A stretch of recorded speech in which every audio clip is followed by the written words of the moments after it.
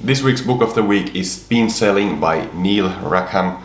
So this is, I wouldn't say the best book on selling I have read, but it has to be like one of the best, like at least like top 5 books. So this is really good book for anyone in sales. So here are my 5 favorite ideas from this book. This is a book summary video. Before we start though, make sure to hit subscribe for his channel, because I post these book of the week videos every week. So this book is like, it's mostly for like larger sales, like large account sales, or like if you're selling something to like a big company, like $100,000 sales and stuff like that. That's mostly for that, but also for smaller sales. I myself, I'm just selling solar. He considers it a small sale if it's like even if it's like a 15,000 euro sale. It's he talks about like car sales and stuff like that also as small sales. What it means, like bigger sales are like then when you sell some kind of machinery or something, or to like a company. But this is really valuable in any case. Like these things you can use for smaller sales as well. But my first takeaway from this book is that a sale is much less likely to happen if there is more time in between. Like right after presentation, the buyer is much more likely to buy than after a week, because they are not as enthusiastic about it as well, and they start thinking about it and they forget facts about the product as well, so they don't remember as much after that. But then the next 4 ideas are these letters here. Actually, the spin here means 4 different questions, and that's like what I think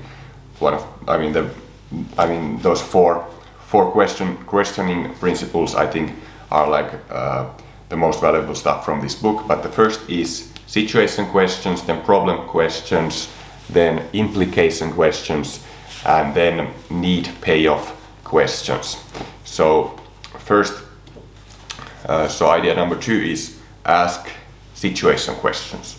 And situation questions, you don't want to ask too much. If you ask too much of situation questions, the customer becomes bored. So situation questions are like just what are you currently using, and you ask different questions about the current situation. So selling solar, I can for example ask where they're buying their electricity right now from, and so like questions like that, what kind of heating system they have in their house, and so on. So those are just situation questions, but you don't want to ask them too much because the buyer becomes bored if you ask them too much.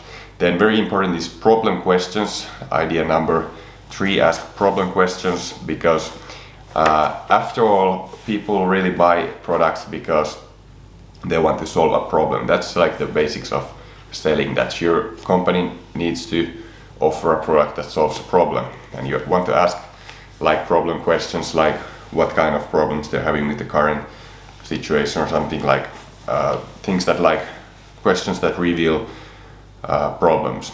And also, by the way, questions are like the most essential skill in asking good questions. It's one of the most essential skills, or probably the most essential skill in selling, that investigation part and asking questions. Yet many salespeople just go straight into like talking about some features and benefits and stuff like that, and talk about just the product and don't ask questions to uncover these problems. Then implication questions mean questions where you ask the buyer like questions that make him realize that if he doesn't solve that problem, the problem is going to lead to this. You're going to essentially amplify the problem and talk about how in the future, if they don't fix the problem, it's going to result in this kind of huge costs, or this kind of waste of time, or all these kind of implications that come from it. And that is what is so important, that you uncover those needs there, so that then you can really like offer benefits after that. Features, you can present features as well, But then there is benefits and advantages, and the difference between benefits and advantages is that benefits are things that you have uncovered before, like you ask them questions and they say that they would want this and they would want this problem solved, and now if you have a solution for it, that is a benefit. But advantage is just some additional like thing that you get with the product, and it's not really something that specifically meets their needs.